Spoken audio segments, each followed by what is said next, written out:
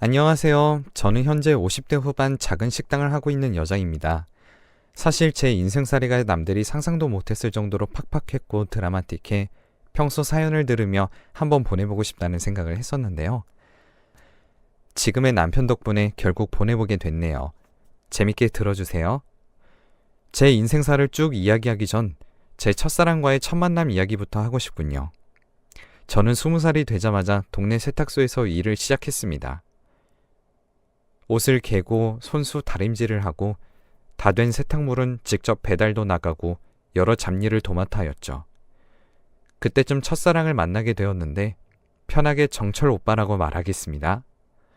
정철 오빠는 저희 가게 길 건너편 철물점에서 일을 하는 가게 직원이었죠.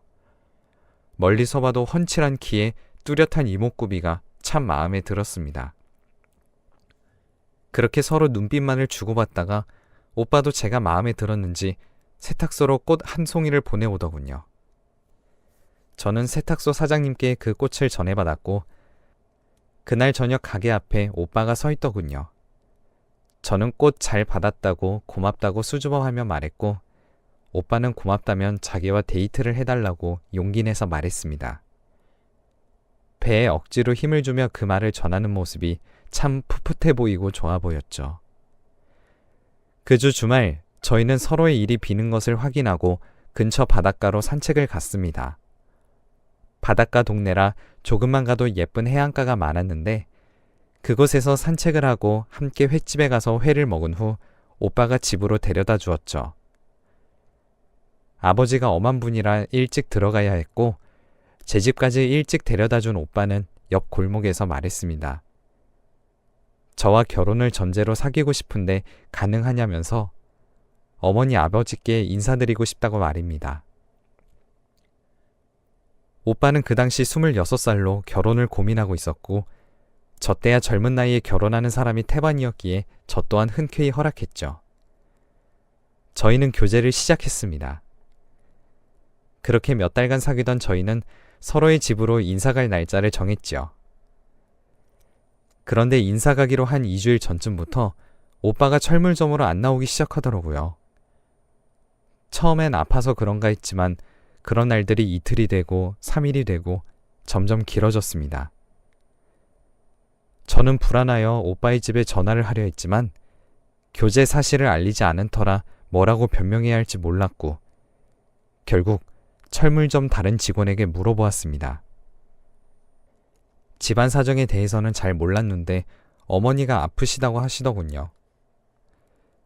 그래서 어머니가 시내 쪽 병원을 들어가셨고 급하게 오빠가 따라 나섰는데 그쪽에서 집을 구해 다른 일을 하며 지내게 되었다고 듣게 되었습니다. 저에게 알리지 않고 떠나버린 오빠에게 너무 속상했지만 어쩔 수 없는 상황이었다고 생각하기로 했습니다.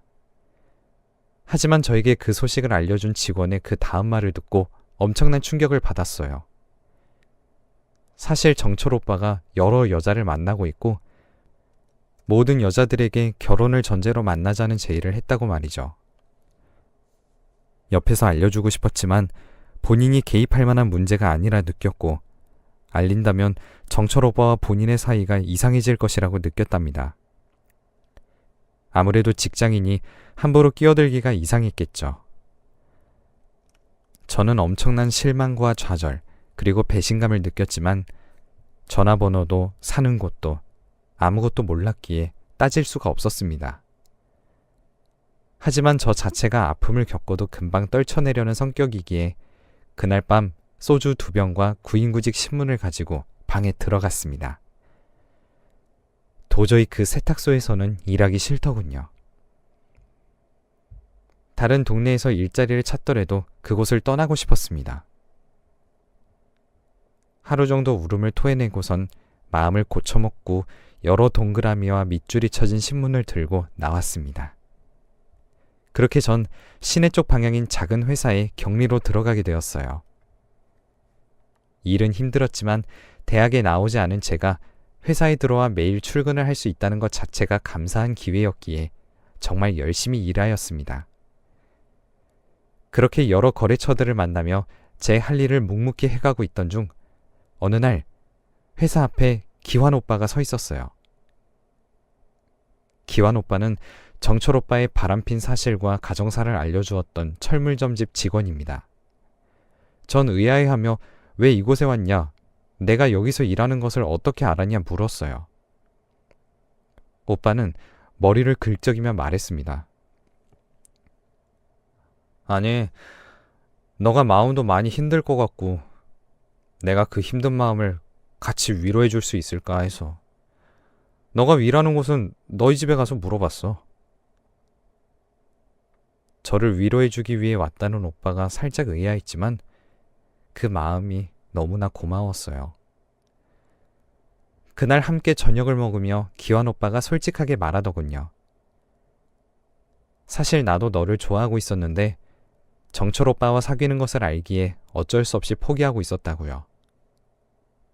저는 사실 정철 오빠와의 사건 이후 남자들과 사귀는 것이 싫을 정도로 상처를 받았었지만 저를 위해 먼 곳까지 달려오고 제가 어디서 일하는지 알아내기 위해 세탁소 사장님께 저희 집을 물어보고 직접 저희 집에 가서 제 직장을 알아낸 오빠의 노력이 멋져 보였어요. 그렇게 오빠는 일주일에 4번 정도는 꼬막 본인의 일을 끝마친 후 저를 보러 와줬고 기완 오빠를 자주 보며 저 또한 마음이 커져가는 것을 느꼈습니다. 결국 저희는 교제를 시작하게 되었고 정철 오빠와의 안 좋은 기억들을 지우게 될 수 있었습니다. 더 나아가서 결혼을 전제로 사귀게 되었고 제가 23살, 기완 오빠가 26살이 되던 해에 결혼에 꼴이 나게 됐어요. 그렇게 결혼을 하였고 오빠의 권유로 시댁에서 같이 사는 것으로 신혼생활 1을 시작했습니다. 일단 돈이 없었기에 분가를 할 만한 처지가 안 되었고 시어머니가 초창기 때는 같이 사는 게 맞다며 눈치를 주시더라고요. 가족들과 떨어져서 모르는 집에 가 매일같이 다른 사람들의 집안 살림을 해내던 저는 스트레스가 이만저만이 아니었습니다. 그리고 시어머니께서는 아이를 가져야 한다는 압박을 주셨는데 저는 솔직히 제 힘으로 노력하여 들어간 회사를 그만두게 된 것도 너무나 속상했고 지금도 충분히 집안일이 많은데 여기서 아이까지 가지게 된다면 감당이 안 될 거라 생각이 됐습니다. 저의 이런 생각은 절대 어머니께 말할 수 없었고 남편에게 말해보았지만 모르는 척 방관하기 일쑤였죠. 여느 시댁 갈굼과 마찬가지로 시어머니에게 맡기도 하였고요. 어느 날은 어머니가 아끼시는 빨간색 스웨터가 없어지자 자기가 그 옷 좋아하는 거 알고 일부러 없앤 거 아니냐며 머리를 1시간 이상 쥐어 뜯으신 적도 있었습니다. 어머니가 방에 들어가시고 마당 구석에서 전 뭉텅이로 빠진 머리카락들을 손에 쥐고 하염없이 울었어요. 가장 슬펐던 거는 제가 그렇게 맞고 머리칼을 뜯기는 장면을 남편이 봤다는 거였어요. 저와 분명히 눈 마주쳤거든요. 대문에서 그 장면을 보고 있던 남편과 말이에요. 도와주지도 않았고 심지어 눈을 피하며 모르는 척하는 그의 모습에 굉장한 실망을 했습니다. 이러한 생각이 들었죠. 난 한평생 저 사람을 의지하며 살 수 없겠구나. 오히려 그때 아이를 낳고 싶다는 생각이 들었습니다. 온전한 제 편을 만들고 싶었거든요. 그리고 아들을 낳는다면 시어머니의 갈굼도 줄어들 테니까요. 결국 이듬해 겨울에 전 임신을 성공하게 되었고 아이를 낳았을 때는 아들이었습니다. 결과적으로는 시어머니의 갈굼이 줄었고요. 그해 돈을 어느 정도 모으게 된 저희는 아이와 함께 분가도 하게 되었답니다. 물론 시댁과 같은 동네여서 완전히 독립한 느낌은 아니었지만 그것만으로도 만족했어요. 하지만 불행은 여기서부터 시작되었습니다. 저는 잘 몰랐어요. 그 사람이 그렇게 술에 정신을 잃는 사람인지요. 사귈 때는 함께 술을 마셔도 도를 넘지 않았고 폭력적인 모습을 본 적이 없었습니다. 그리고 시댁에 있었을 때는 시아버지의 눈치를 보느라 그런 것이었는지는 모르겠지만 만취할 때까지 마시지도 않았고요. 남편은 이따금 술을 엄청나게 마신 후 언성이 높아지고 저에게 손을 들려 하는 등의 폭력적인 모습을 보였습니다. 그래도 때리진 않았어요. 제가 처음으로 맞은 그때를 아직도 생생히 기억합니다. 아이는 4살 정도였고 2살 터울로 동생도 하나 낳은 상태였죠. 남편이 일하는 철물점집 근처에 다른 새 철물점이 들어왔는데 그것 때문에 장사가 잘 안 되기 시작한 시점이었습니다. 장사가 안 되니 남편의 월급은 줄기 시작했고 아이들은 한참 클 때였으니 돈이 이만저만 드는 게 아니었죠. 남편은 스트레스를 술로 풀었습니다. 매일같이 취한 상태로 들어왔고 저에게 술상을 내오라며 버럭 소리를 질렀죠. 그날도 어김없이 취해서 들어와 저에게 소리를 질렀고 저는 혹여나 아이들이 들을까 싶어 다른 방으로 옮겨놓은 후 술상을 채워서 들어왔습니다. 그날 남편은 과음을 했고 눈빛은 그저 짐승 같았습니다. 사람의 눈빛이 아니었어요. 그리곤 저에게 따져묻더군요. 너, 내가 일자리 잘리면 다른 자식한테 가서 아양 떨고 빌붙어서 살 거지? 그치? 전 기가 막혔지만 아니라고 말해봤자였습니다. 벌써 남편의 술 취한 사고 회로에는 제가 바람이라도 핀 것처럼 모든 시나리오가 있는 느낌이었거든요. 전 아니라고 울며 말했지만 남편은 저를 때리기 시작했습니다. 전 울며 빌었어요. 그만해달라고요. 그 다음날 전 아이들을 안고선 친정으로 향했습니다. 나 맞았다. 이대로는 못 산다. 엄마 좀 도와달라고 말이에요. 하지만 아버지는 곧 죽어도 남편 옆에서 죽으라며 그게 결혼 생활이고 그게 극복해 나가야 할 일이라면서 저의 등을 떠밀었습니다. 이제 정말 제 편은 없는 느낌이었죠. 정철 오빠에게 배신을 당하고 그 다음으로 믿은 남자 또한 결국 저를 때렸고요.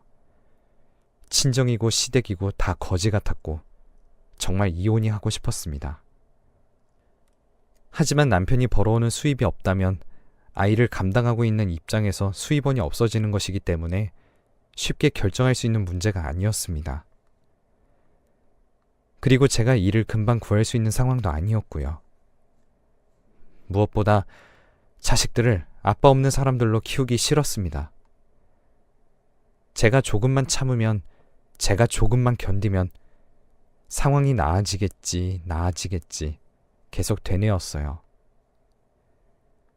술을 안 마신 날은 저에게 미안하다며 눈물을 지새웠고 전 그 모습을 보며 또 바보같이 믿었습니다. 남편은 그 다음날 또 술을 마시고 들어와 절 때렸고요. 무한 반복이었어요. 어느 날은 정말 죽고 싶었고 그래서 이혼을 결정하려 했어요. 아들이 7살이었고 둘째가 5살이었습니다. 그렇게 이혼을 결정하려 하는데 남편이 가게에서 쓰러졌다는 말을 들었어요. 그렇게 미웠고 그렇게 절 때리던 사람이 쓰러져서 병원에 입원해 있는 모습을 보는데 통쾌하다는 생각보다 마음이 미어지더라고요. 저희 엄마가 항상 하던 미운정이 무섭다라는 말이 생각났습니다. 검사 결과는 위암 3기였고 지금이야 의학기술이 많이 발달했지만 그때는 손쓸 도리가 없었어요. 여기저기 암이 이전된 상황이어서 수술 가능성도 희박했습니다. 결국 전 이혼하려 했던 마음을 접고선 남편의 뒷바라지를 시작했네요. 한 3개월 정도 병수발을 든 것 같아요. 남편은 호스를 낀 채로 항상 말했어요. 미안하다. 미안하다. 그 말을 듣는데 눈물이 났습니다. 그렇게 후회할 거면 잘하지. 왜 때려놓고 후회할까? 원망도 많이 했습니다. 그래도 어쩌겠어요. 아파서 결국 죽었는걸요. 남편이 죽고 수입원이 없어지자 전 저녁과 새벽 타임에 식당 일을 했죠. 낮에는 쪽잠을 자며 아이들을 보살폈고요. 24시 식당 같은 국밥집에서 일했습니다. 큰 솥을 들어옮기고 뜨거운 주방에서 일하며 손도 많이 데웠죠. 여자 손치고는 굉장히 곱지 못합니다. 잠도 낮에 자고 밤에 깨어있는 생활을 오래 하다 보니 우울감도 많이 생겼었어요. 그래도 어쩔 수 없었습니다. 살기 위해서, 아이들을 키워내기 위해서 전 쉴 틈 없이 달려야 했거든요. 그래도 아이들이 초등학교에 잘 갔고 중학교, 고등학교로 올라가자 좀 여유가 생겼습니다. 이제 본인들 밥 차려 먹을 정도는 되니까 낮에 일을 하고 밤에 돌아오는 생활을 할 수 있었거든요. 그래도 자식 복은 있는지라 저의 그런 힘든 노고와 얼마나 고생을 했는지를 알아주더라고요. 공부도 열심히 해주었고요. 기특했습니다. 아이들은 어린 시절이어서 아빠가 폭력적인 사람이었다는 것을 잘 기억을 못하더라고요. 그나마 다행이라고 생각했습니다. 그리고 좋은 기억으로 아이들 곁에 있다가 갔다는 생각에 폭력적인 가정에서 자식들을 키웠다는 죄책감은 줄일 수 있었습니다. 그렇게 아이들 학원비 뒷바라지 해주려 여기저기 안 해본 식당 일이 없었어요. 지금도 그때 너무 일한 탓에 어깨 관절이 많이 약한 편인데 그래도 후회는 안 합니다. 아이들이 모두 서울의 간판 좋은 대학에 들어갔거든요. 정말 고마웠어요. 힘든 집안에서 살면 삐뚤어질 만도 한데 안 그래줬으니까요. 자식들이 다 서울로 올라간 후 올라가서도 장학금을 받으며 본인들이 알바에 돈을 벌어서 쓰기 시작하자 저에게도 나름의 여유가 생겼습니다. 그래서 조그마한 식당을 시작했어요. 밥집이었는데 뚝배기에 음식을 담아 내어주는 대학로의 식당이었죠. 어느 날은 저희 식당에 채소 식자재를 배달해주는 사장님이 이제 가게 문을 닫는다며 다른 채소 가게를 알려주셨습니다. 저는 채소 상태도 좋았고 그 사장님의 배려심이 남달라 굉장히 만족해하고 있던 상태라 되게 아쉬웠어요. 채소 가게 사장님은 걱정하지 말라고 이 가게도 되게 괜찮은 편이라며 소개시켜 주셨죠. 점심 장사를 끝낸 후 3시쯤 늦은 점심을 먹고 있는데 새로 소개받은 채소 가게 사장님이 들어오셨습니다. 저는 뒤돌며 어서오세까지만 말하며 정말 놀랐습니다. 그 사장님은 다름 아닌 정철 오빠였고 근 30년 만에 보는 오빠의 모습을 전 단번에 알아볼 수 있었거든요. 오빠도 처음에 머뭇머뭇하더니 절 기억해내곤 혹시 영인이? 하며 물었습니다. 오랜만에 오빠를 보니 예전에 안 좋은 기억들보단 일단 반가움이 먼저 들더라고요. 그래서 오빠에게 점심 안 먹었으면 함께 들자고 하며 자리에 앉혔습니다. 즐겁게 웃으며 대화를 나눴어요. 하지만 저 마음 한켠에서 미웠던 마음을 감출 수 없었죠. 그런데 오빠가 뜻밖의 말을 꺼내왔습니다. 너 왜 나한테 연락 안 했어? 나 계속 기다리고 있었는데. 전 무슨 소리인가 싶었고 오빠의 말이 이해되지 않았어요. 뭔 소리야? 연락처도 없이 떠난 건 오빠잖아. 난 기환이에게 편지를 주고 갔었어. 내 연락처랑 어디로 새집을 구했는지, 우리 엄마 병원은 어디인지 다 적어놓은 편지. 전 당황해하며 상황을 설명했죠. 기환 오빠는 나에게 오빠의 어머니가 아프셔서 시내 쪽으로 집을 얻었다고 말했다고. 그리고 오빠가 다른 여자들과 많이 어울렸고 결혼을 하자고 여기저기 다 찔러보고 다닌 것이었다고 전해 들었다고요. 내 말을 들은 오빠는 어이없다는 듯이 헛웃음을 치며 절대 그런 것이 아니라고 손사래를 쳤습니다.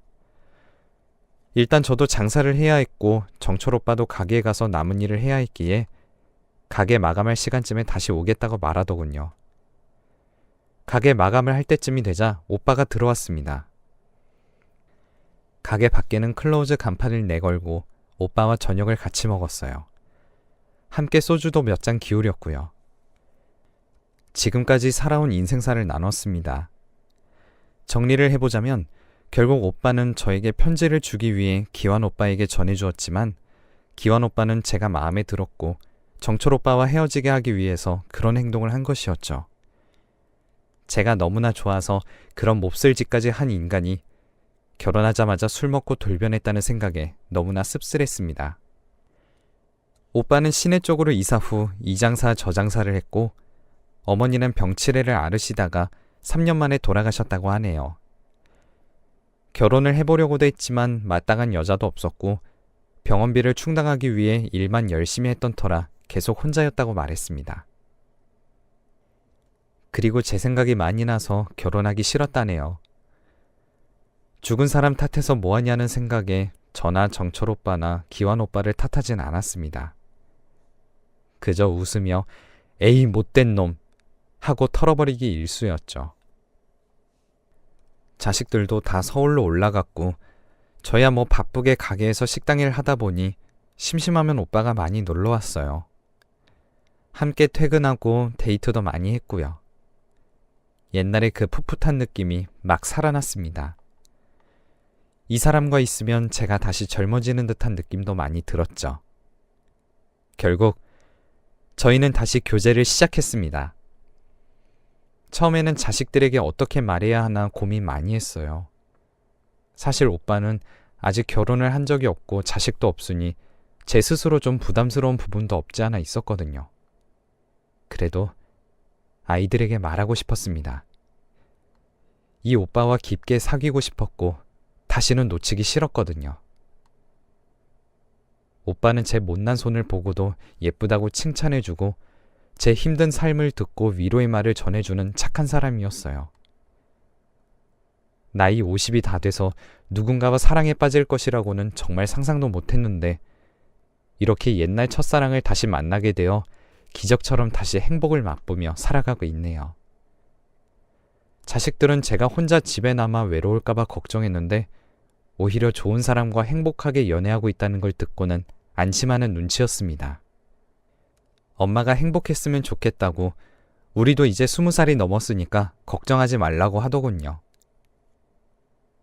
아이들에게 정말 고마웠어요. 그래도 자식 복은 있다는 생각을 참 많이 했습니다.